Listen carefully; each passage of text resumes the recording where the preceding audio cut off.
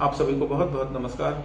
और ये नई श्रृंखला एक आरंभ करने का मन में विचार हुआ कि जो श्लोक सभी लोग बोला करते हैं, जो घर घर में श्लोक बोले जाते हैं या जो सभी को साधारणतः पता है, उनके अर्थ पर एक विचार किया जाए। और हो सकता है इसके अर्थ आपको पहले से पता हो। ये श्लोक तो लगभग सभी को याद ही हैं।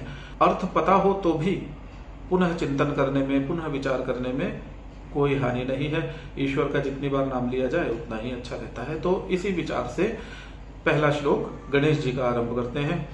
वक्रतुंड महाकाय सूर्यकोटि समप्रभ निर्विघ्नं कुरु मे देव सर्व कार्येषु सर्वदा। जब हम कोई कार्य आरंभ करें तो उस कार्य में विघ्न उपस्थित ना हो, वो कार्य पूर्णता तक पहुंचे और निर्विघ्न पहुंचे, इसके लिए हम गणेश जी से प्रार्थना करते हैं। क्योंकि गणेश जी विघ्न करता है, गणेश जी ही विघ्न हरता है, गणेश जी ही विघ्न विनाशक है और गणेश जी ही विघ्नों के कारक है। तो गणेश जी से प्रार्थना करनी सबसे पहले आवश्यक होती है। इस श्लोक में भी यही प्रार्थना की गई है कि हे गणेश जी, मेरे सभी कार्यों में निर्विघ्न को उपस्थित करो, मेरे सभी कार्यों को निर्विघ्न रूप से पूर्ण करो। इस प्रार्थना में गणेश जी को वक्रतुंड, सूर्यकोटि समप्रभ, महाकाय और देव कहकर उनका नाम लिया गया है। घुमावदार सूंड वाले गणेश जी को वक्रतुंड कहते हैं। वक्रतुंड गणेश जी ने मत्सर और दंभ नाम के असुरों को पराजित किया था। अब मत्सर और दंभ नाम के असुरों को पराजित करने की एक तो कथा रूप में समझ लो।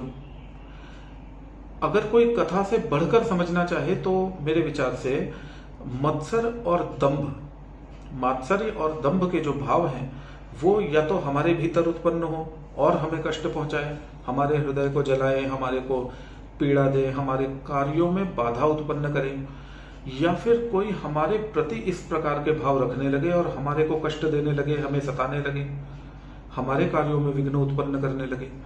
तो वक्रतुंड गणेश जी की आराधना करने से उन पर विजय पाई जा सकती है। इस प्रकार के भावों को नष्ट किया जा सकता है जो हमारे को कष्ट देने लगे। ये वक्रतुंड गणेश जी महाकाय है, महान देह वाले। ये जो महाकाय शब्द है ये उनके महान सामर्थ्य का, उनके महान बल का परिचय दे रहा है, ऐसा कह सकते हैं। और क्या हम उनके महान बल को, उनके महान सामर्थ्य को समझ सकते हैं? हम जैसे लोग उनके महान बल को या उनके महान सामर्थ्य को नहीं समझ सकते, क्योंकि वे सूर्य कोटि समप्रभ है। सूर्य कोटि समप्रभ, हम तो उनकी ओर देख भी नहीं सकते। करोड़ों सूर्यों के समान जिनकी प्रभा हो, इस प्रकार के जो महान देह वाले वक्रतुंड गणेश जी हैं, हम तो उनकी ओर देख भी नहीं सकते। हम तो एक सूर्य को नहीं देख सकते, वो तो करोड़ों सूर्यों के समान तेज वाले हैं।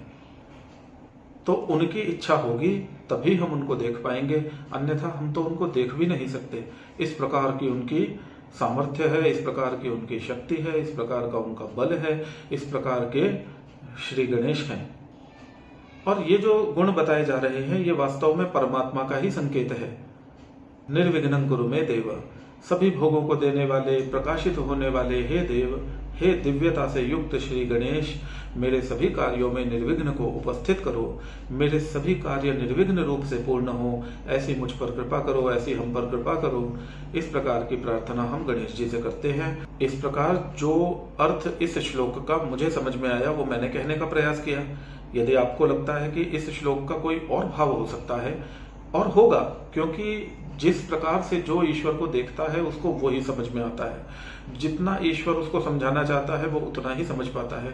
तो जो मैं कह पाया वो मेरी सीमित बुद्धि के अनुसार ही था। और यदि आपको ऐसा लगता है कि कुछ और इसका भाव हो सकता है, ये किसी और प्रकार से समझा जा सकता है, तो अवश्य बताएं। अभी के लिए मेरी ओर से बस इतना ही। शीघ्र ही फिर किसी श्लोक पर पुनर्विचार करेंगे। तब तक के लिए नमस्कार।